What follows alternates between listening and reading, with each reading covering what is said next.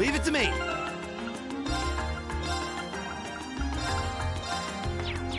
Go! I'll handle it. Right!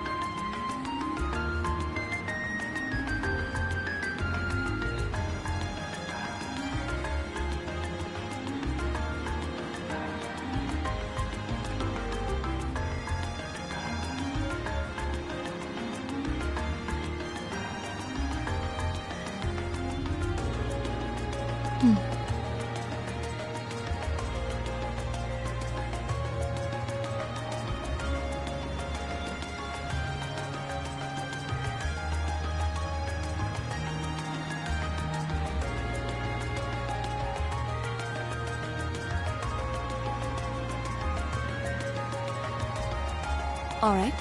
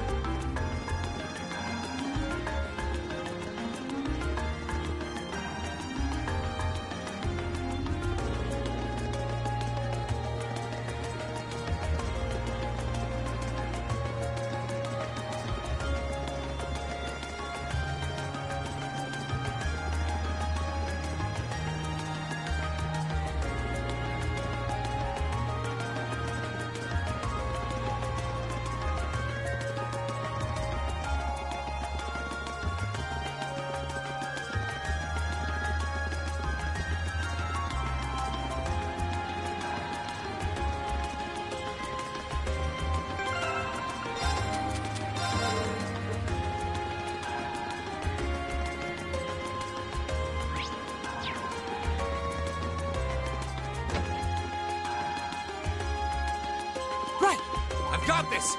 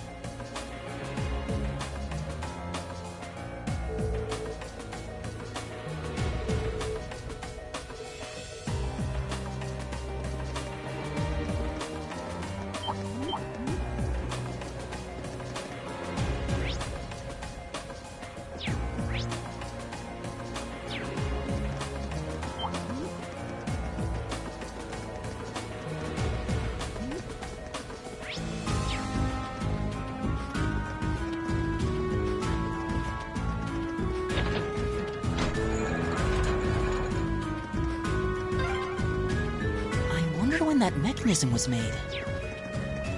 I'm guessing a few hundred years ago at least. Probably during the Dark Ages. Those were difficult times back then.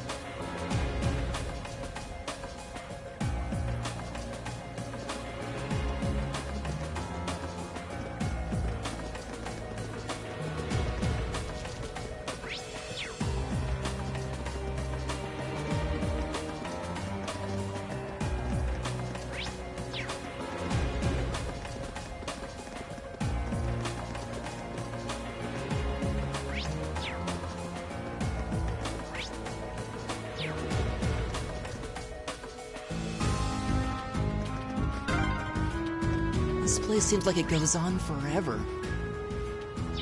My father sure gave us a real humdinger of a job to deal with. Well, I'm sure we must be getting close now. Dangerous foe. Stay on guard.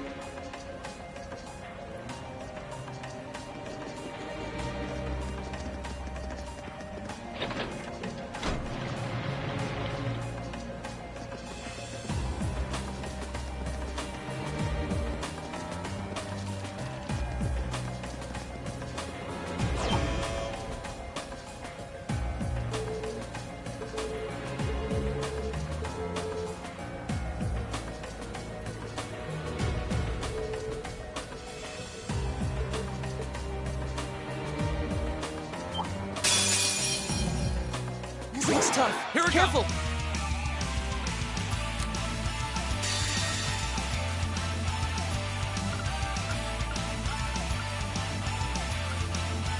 Here we go.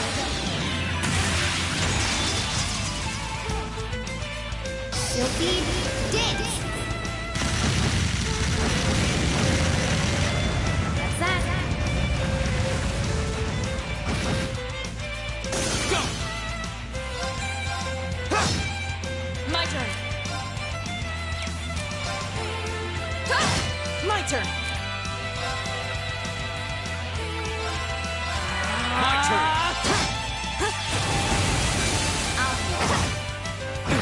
Right. My turn. My turn! My turn. Go! My turn. Okay. Hostiles neutralized. Guess we're safe.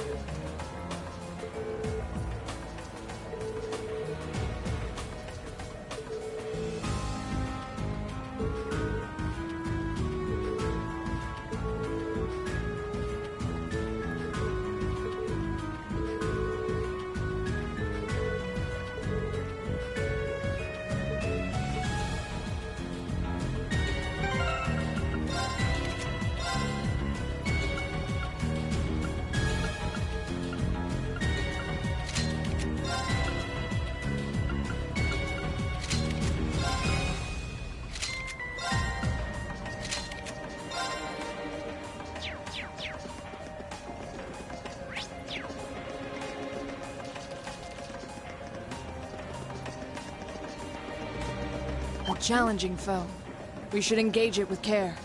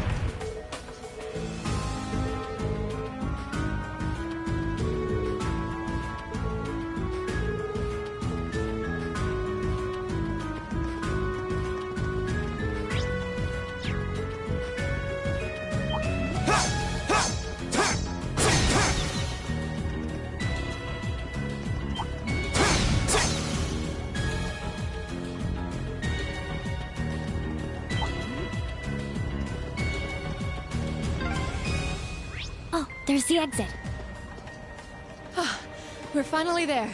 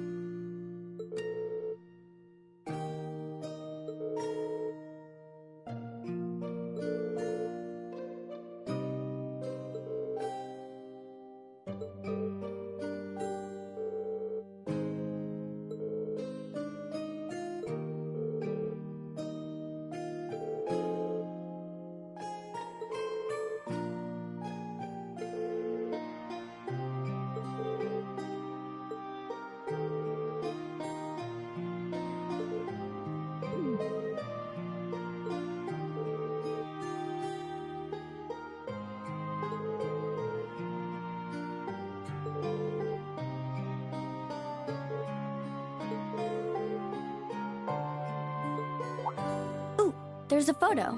Oh, that. Aw, look at cute little Machias there. He looks like he had such a sweet disposition. Yeah, before he grew up to be a stubborn old nag. Stop nitpicking people's old family photos! Honestly. The governor looks the same as ever, though. Is that woman next to him your older sister or something? Close enough. She was a cousin on my father's side of the family. Since she lived quite close, she often came to visit. Our family was just my father and I, so having her around was a big help. The way you speak about her seems to imply you no longer see her. Did she get married and move away? She died. Around 6 years ago. Oh. I see. And that has something to do with why you hate the nobility, right? So... I never really planned on telling anyone about this. But considering all we've been through, I suppose it's time I told you a little more about me. It's a long story, but would you hear me out? Of course. Absolutely. Glad to. Thanks. Sis was 9 years my senior. Beautiful, kind. To me, she was in every sense the ideal woman. Now, as I said earlier, we're a family of commoners through and through. But my father proved to be a very capable government official. And eventually, he was promoted to an important government position, where he started to make a name for himself. Honesty and integrity are a core part of his work ethic. So, of course, he made his fair share of enemies. But after seeing success in a number of major projects, he gained a reputation both inside and outside the government. My mother died when I was still young, but Sis happened to live around here and ended up helping us in more ways than I can count. Since she was his niece, my father always made a fuss over her. And even though she didn't live in the same house, she was like a real sister to me. A real daughter to my father. I was always so proud of her. As a child, she was practically my idol.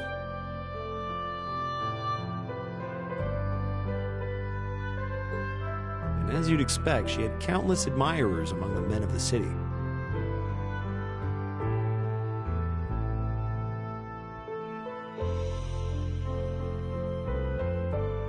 But for all her popularity, she was always level-headed and sensible. So I never felt I had anything to worry about. Until he appeared. He was one of my father's subordinates at City Hall. Though unlike him, he was a noble by birth. A man of high rank, too. The heir of a count. However, he had none of the arrogance or haughtiness one usually associates with the nobility. When I met him myself, he came across as an honest and loyal man. He met Sis when Dad introduced him to her one day. And eventually, the two of them fell in love and began a relationship, despite the difference in their social status. As a child, I was frustrated beyond words, but even I had to admit that the two of them made a good couple. And Sis seemed so happy when she was with him that I had no choice but to let it go and accept their relationship. Time went on and they became engaged, with Dad acting as the go-between. And that's when everything started to fall apart. His family couldn't have been more blatant in their attempts to undermine the relationship. Apparently, one of the four great houses, House Cayenne, proposed an arranged marriage on short notice. And the Count's family were up in arms at the thought he might choose to take a mere commoner as his wife. Since my father held an important post, they were limited in how shamelessly they could try to sabotage the marriage. But they began to harass and threaten her in secret every way they could think of. Made her life a living hell. Maybe she didn't want to cause trouble for the man she loved, or perhaps she did it out of consideration for my father. But all that time, she chose to endure it alone. She never discussed it or asked for help. And finally, it became so crushing that she took her own life. It was only afterward that my father and I learned what had really happened. It seems that at the very last, he had chosen to betray her love for him. "But I told her," he said. "I told her I'd treasure her as my mistress instead if she'd just accept that we couldn't be married. I just don't understand it. Why would she take her own life?" After that, my father seemed to redouble his efforts. It was like watching a machine kick into high gear. With the help of his ally, Chancellor Osborne, he was able to wrest control of City Hall from the noble faction. Then, 4 years ago, he was appointed to his current position as governor of Heimdall. And that's how the Regnitz family came to be where it is. I don't even know what to say. So that's why you started hating nobles? Yeah. I was so furious at Sis's death. My hatred needed to be directed at someone. Anyone. First I blamed her fiancé, then his family, and the family of the Duke who tried to intervene. In the end, I just hated the nobility as a whole. The people, their culture, the entire idea of social classes. I desperately wanted the strength to win against them. To show how right I was. How wrong they were. But deep down, I knew the truth about my hate. I knew I was taking out my anger on people who didn't deserve it. People who had done nothing wrong. You did? They may be from different social classes, but people are still individuals. Sis's fiancé was faithful to her. He just wasn't strong enough to shield her from all that ugliness, despite his love.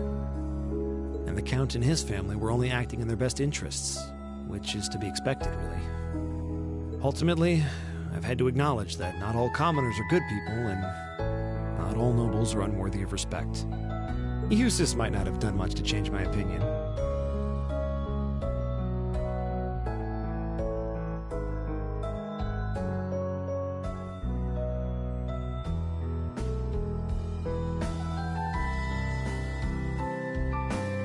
But getting to know you two showed me that there are nobles who live up to that name. Machias. I have no idea how my father feels about all of this, but this is how I've come to feel. I see. You have my thanks. I'm glad you felt you could talk to us about it.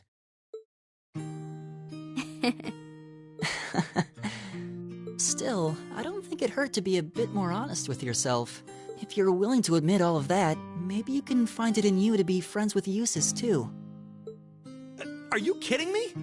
I might accept that not all nobles are bad, but that arrogant, self-centered fool can go choke on a palm. He's mocking me for spending so much time studying, or telling me I need to get out more. I don't think he goes quite that far. Besides, I don't think he does it on purpose. He doesn't mean any harm. That's the most irritating part! He does it without thinking! Well, that was a good coffee break, wouldn't you say?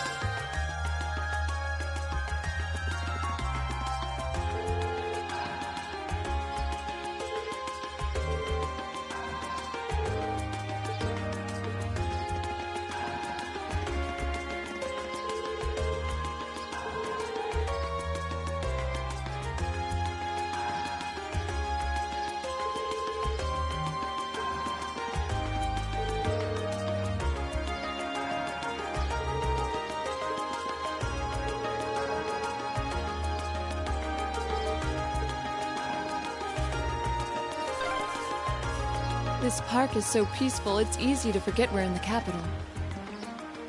We could take a nap here. Yeah, people love to come here to relax.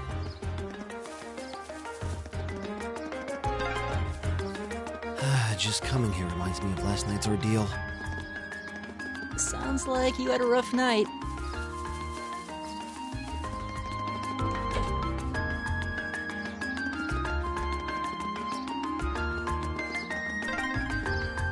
There's so many butterflies. It really gives the place an exotic touch, huh?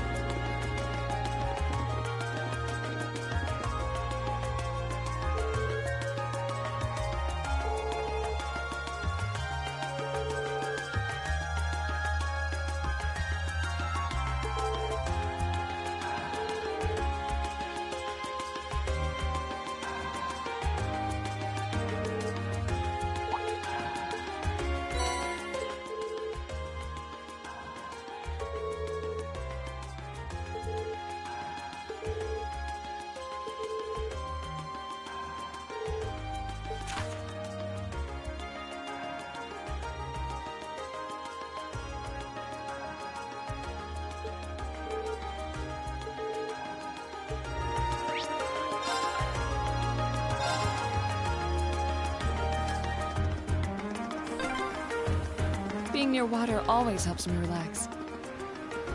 Oh yeah, your hometown is right on a lake, isn't it?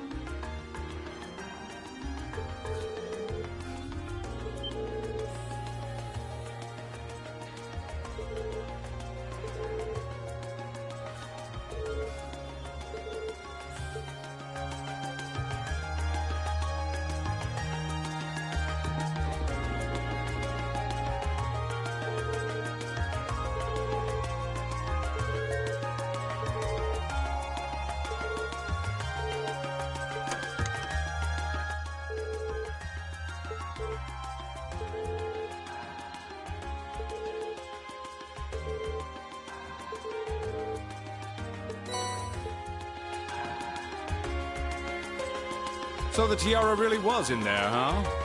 Now I'm wondering if the last passenger who stepped off the tram was Phantom Thief B himself. I don't remember there being any unusual passengers on board, though. I see. So you have no idea who Phantom Thief B could have been then? To have done so much and yet left no trace of his presence. He must truly be a master at covering his tracks. I'll say. But hey, at least we were able to get the tiara back. I suppose that's good enough. What's wrong, Rean? Why are you staring at me like that? I think it's time we put an end to this little charade.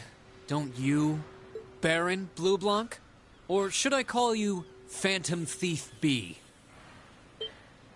What?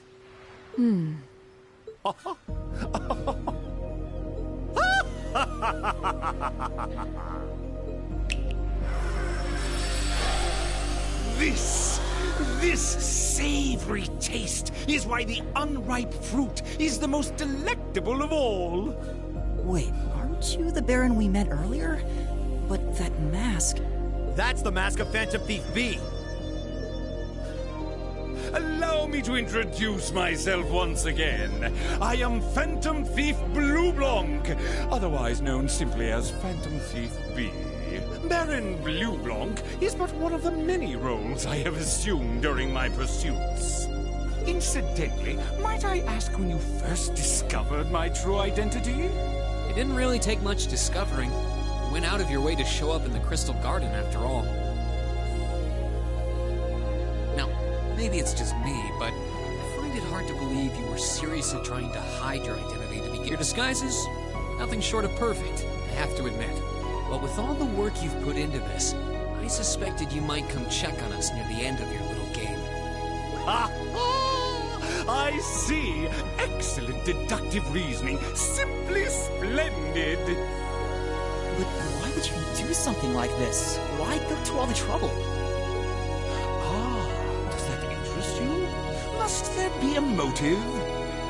Nah. Now that we know your identity, there's nothing more to discuss. Theft is a crime. Indeed. A crime we will not allow to go unpunished. Ah, what spirited youths you are! What? How did he do that? Just a little trick I like to keep up my sleeve. Regardless, you have provided me with plenty of sport and more than enough entertainment for one day. I'll be watching your future achievements with keen interest. Ladies and gentlemen, until we meet again, I bid you adieu. He disappeared again. That's quite a little trick. He might still be nearby. Let's search the area.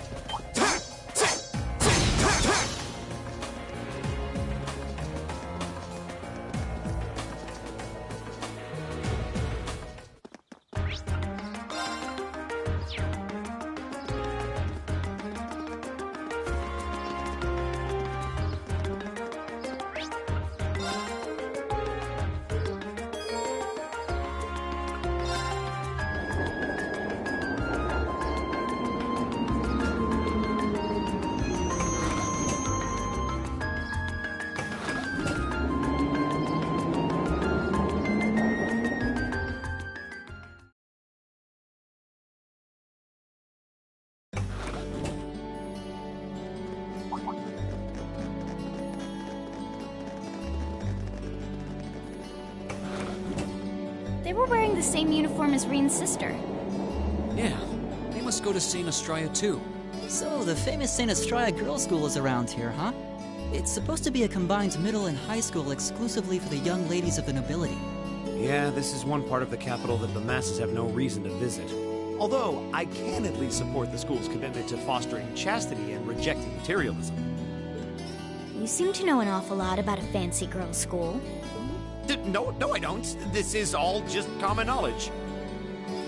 Anyway, let's go and wait by the front gate.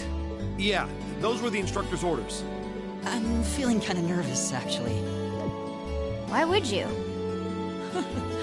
To men, this academy must seem clad in the mysterious, impenetrable aura of feminine nobility.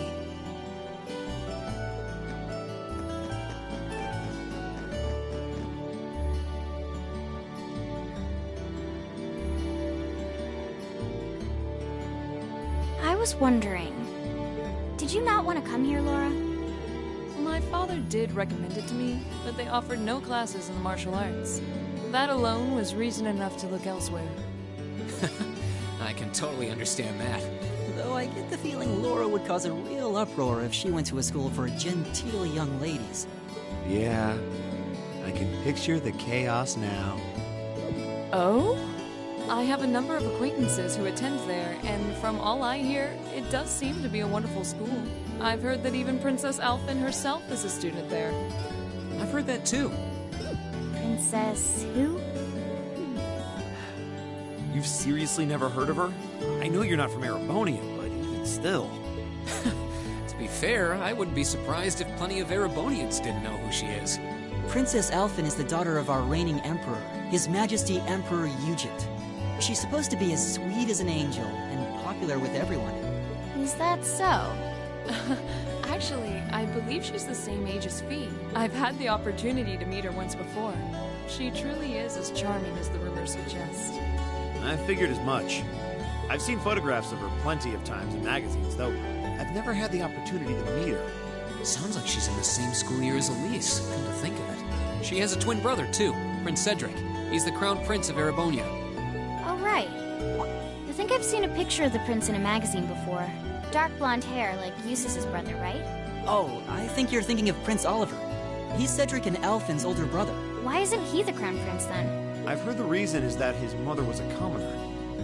It seems like a stupid reason to deny him the right of succession, but that's how nobles do things. I feel like I've been hearing his name a lot lately. He made a big splash when he came back from Liberl aboard that airship. You know the one, right? You must be referring to his return aboard the Arcel, after the crisis in Liberl was put to rest. Yeah, I remember seeing that. It really made a big impact. I'd never seen an airship that looked so white and elegant before. I believe my father went to welcome the prince back in his capacity as imperial governor, too. And yeah, now that you mention it, that does seem to be when I started hearing his name around a lot more. Oh, you're all here already. Ah, you made it. It's good to see you all again. You're a bunch of early birds, aren't you? Well, we just about finished up everything we had to do when we got the call to meet here. Were you able to finish up everything on your end, too? As if we'd leave any loose ends. If not for our unfamiliarity with the city, we would have been finished this morning. Every time. Looks like getting these two to kiss and make up will be an uphill battle. Well, some say that when someone gets under your skin, it means you really care about what they think. Wait, did you two... I figured the girls would be the first to notice. Of course. I apologize for any worry I've caused you.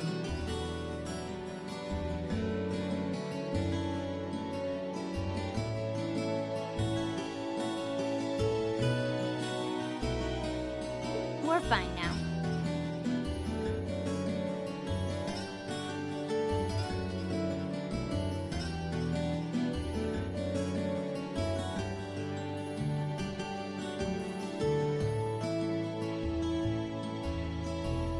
Really? That's great! It sure is. Maybe after this field study is over, we can get together and spend the night talking in one of our rooms. Sounds good. The thought of a Class 7 pajama party makes me a little embarrassed. That's girls for you. Girls and sleepovers go together like jam and toast, huh? That must be Heimdall Cathedral's bell. It has a solemn, stately sound, wouldn't you say? It sounds so different from how it does in the Ost District. Though that makes sense considering the distance. That bell ringing must mean it's 5 o'clock, which means it's almost the time we were supposed to meet here. Green? Elise, what are you doing here? Wait, I guess this is your school, so where else would you be? Yes. I see all of your classmates are with you, too. It's only been a week since we saw you, hasn't it? Well, we were told to meet here.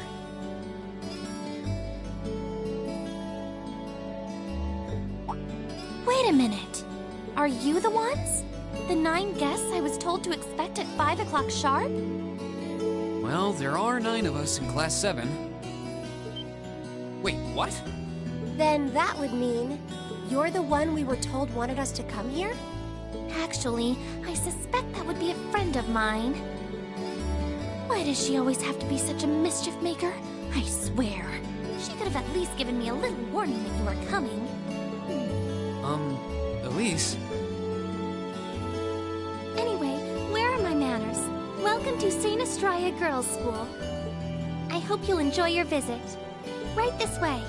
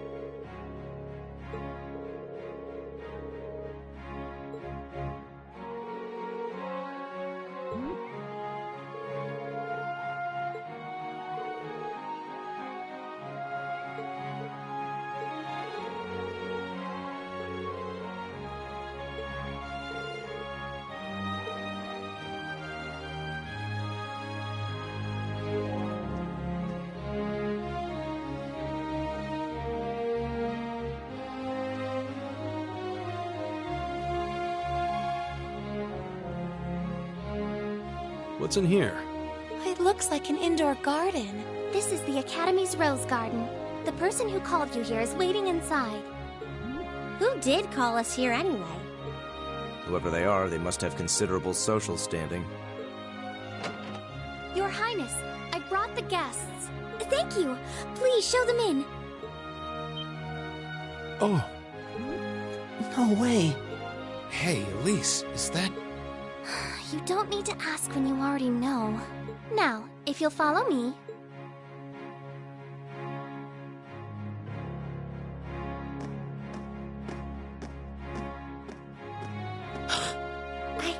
I knew it!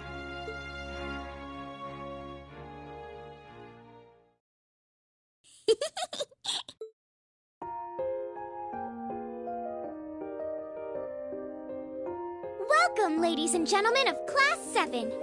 My name is Alphen. Alphen Rice Arner. It's a pleasure to meet all of you.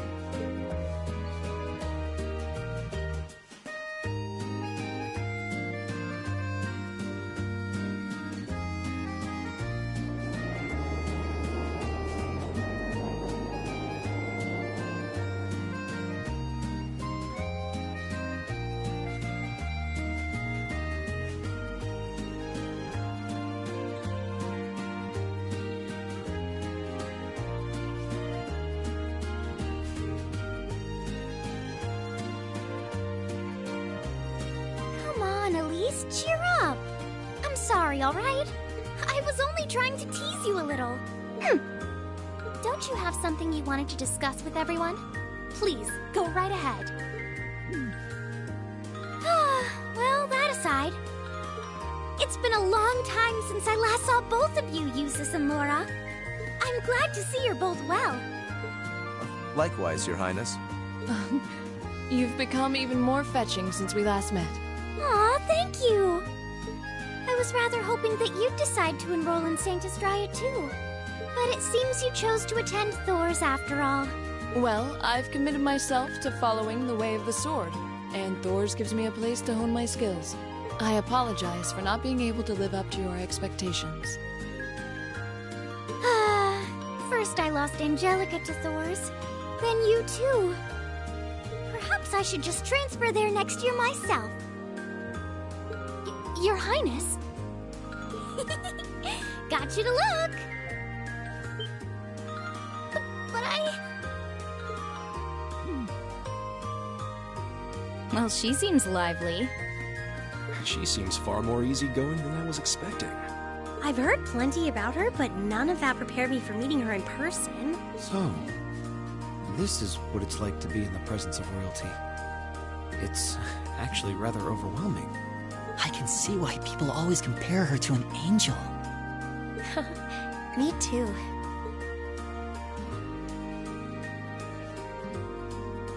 please don't worry about me. While I still have much to learn before I feel like I deserve my status among the nobility, I've been blessed with wonderful friends, and I'm enjoying life here at the Academy. Well, she does seem to have at least one wonderful friend. Kind of an understatement when that friend happens to be Princess Elfin. I'm particularly happy to finally be able to meet you, Rean Schwarzer.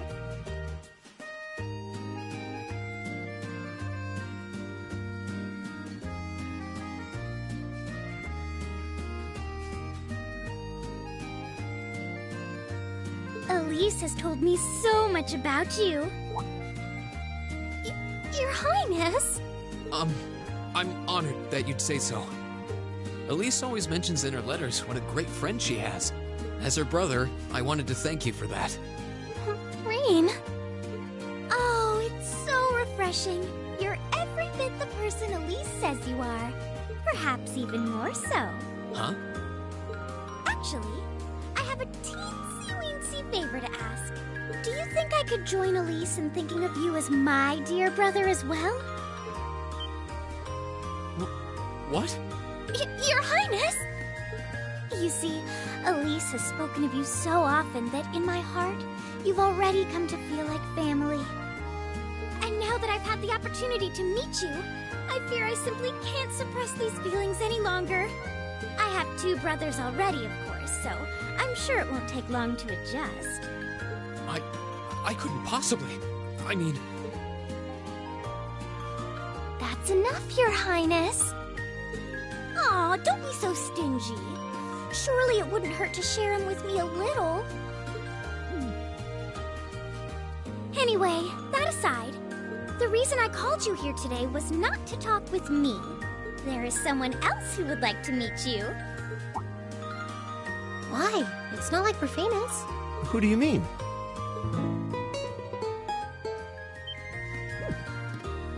Hey, isn't that... A guitar? No, a lute? Oh, it seems he's arrived. Oh. I apologize for keeping you waiting.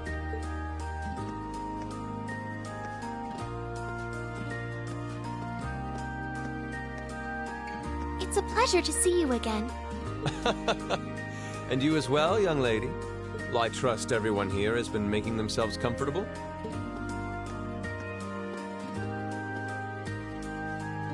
Who's this guy? I'm not sure, though I feel like I've seen him somewhere before. I serve as a music instructor in the hallowed halls of this fine academic institution. In truth, I am ever on the hunt for that elusive mayfly we call love. But that might raise eyebrows at a girls' school. But whose pulse would not quicken wandering into this untainted cloister of dew-eyed maidens? Ah, the romance. Huh? Could he be? Ow! I think that's quite enough. Any more of that and our guests may start edging toward the exit. Ah, I can always count on you to never miss a beat, my dear sister. Oh, wait. So this is... Whoa! Indeed.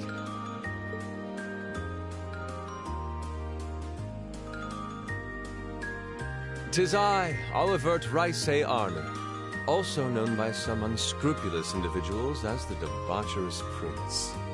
I also serve as Thor's Military Academy's ornamental chairman of the board. It's a pleasure to finally meet you, ladies and gentlemen of Class 7.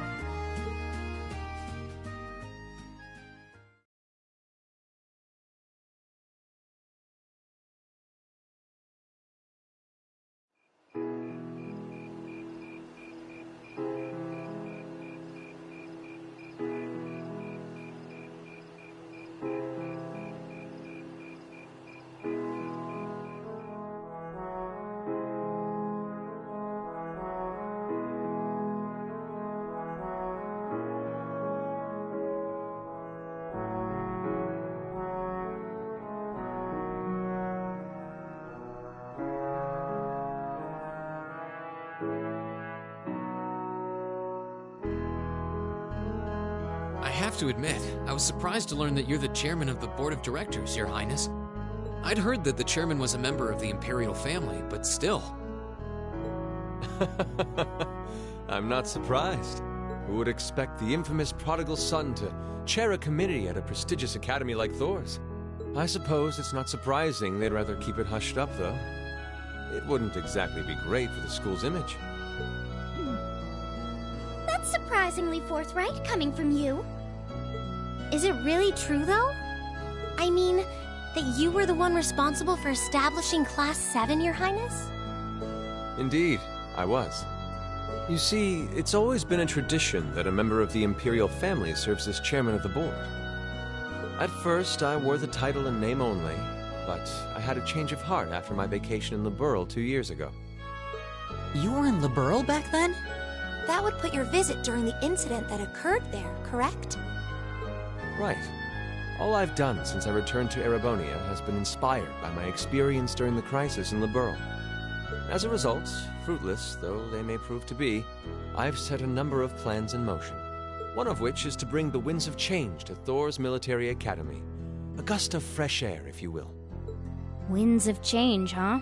I can only assume you're referring to our class? Then the one who decided to throw both commoners and nobles into the same class was... Yes, the idea was mine. Although the selected students also had to have a high aptitude with the Arcus units too. I think I'm finally starting to understand the reasoning behind Class 7, and why we're being sent all over Erebonia on these field studies. To show us firsthand and give us cause to consider the conflict between the two factions. That is the purpose behind our field studies. Is it not, Your Highness? That is one of the reasons, yes.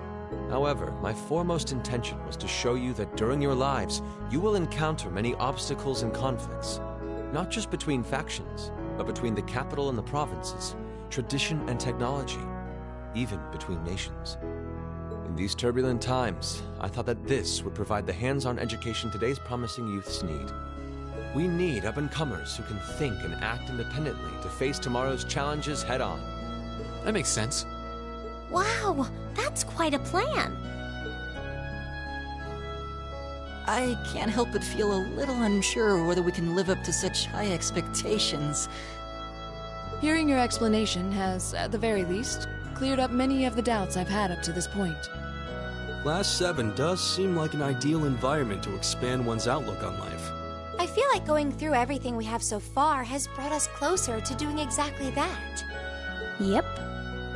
Marvelous. I'm so pleased to hear it.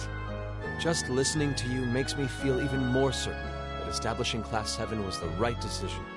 Especially since while the idea itself was mine, I have no real say in how the class is run day to day. Even so, I still hope to meet all of you at least once, if only to tell you all this. That was when Alphen stepped in and offered to set up this little meeting. I see. Well, I could hardly refuse such a sincere request from my brother. But it also presented me a fine chance to finally meet Elise's beloved brother, as I've always wanted to. Your Highness! Thank you for taking the time to tell us all of this, Your Highness. I feel like now that I know, I want to live up to the promise you saw in Class 7. Thing is, am I right in assuming that Class 7 doesn't exist just to fulfill your progressive ideal? What do you... Oh? The board has its chairman, of course, but 3 directors besides. My older brother Rufus, Imperial Governor Karl Regnitz, and Irina Reinford of the Reinford Group. Oh, yeah. Now that you mention it... They do seem to have certain expectations for us. Precisely. As I mentioned, I no longer have anything to do with how Class 7 is run. That authority lies with the directors. As you're keenly aware, Rufus and Governor Regnitz sit on opposite sides of the factional divide. And while Chairman Irina is mostly involved with Class 7's technology, like the Arcus, her intentions are a mystery to me. And it's those 3 who decide where you'll travel for your field studies. Is that right? When you put it that way, it does make it seem like some kind of bargaining is taking place behind the scenes. It was one of the conditions they gave in exchange for allowing Class 7 to be established. I'll admit, I hesitated to allow it, but I decided to place my hopes in you. We believed then, as we still do, that one day you all will be a great light that can push back the darkness of this country. Well, I suppose when I put it that way, it sounds positively heroic. But that's just me. Don't feel too pressured by it. Your students, first and foremost. Reach out and grab that fragrant rose of school life. Join a club. Eat cheap food with your friends at midnight. Fall in love. We live but once. Make your youth count.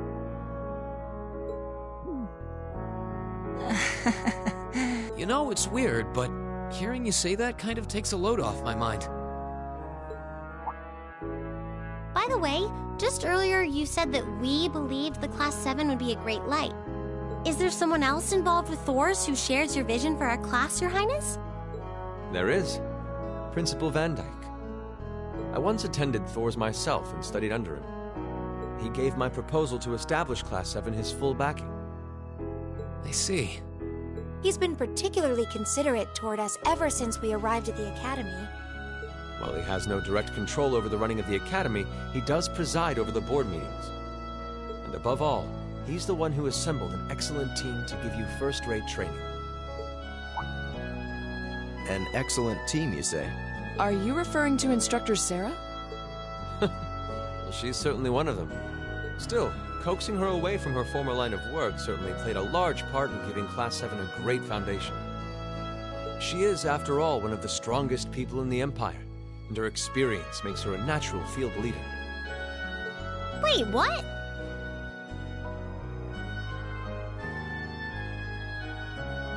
Instructor Sarah? One of the strongest people in Erebonia? Exactly what experience might you be referring to? I've even heard rumors of her daring exploits myself. She was known as the Purple Lightning. Doesn't that sound exciting? Wait. Purple Lightning? I knew it! If you 2 have heard of it, it must be a household name among martial artists. That's right, though I've just heard it in passing. Ah, that young ace of the Erebonian Bracer Guild, and one of the Empire's most famous bracers. She has a history full of brave feats and dangerous deeds. She was even the youngest bracer to achieve A-rank status. Back then, she was known as the Purple Lightning. Now, you know her simply as your homeroom teacher.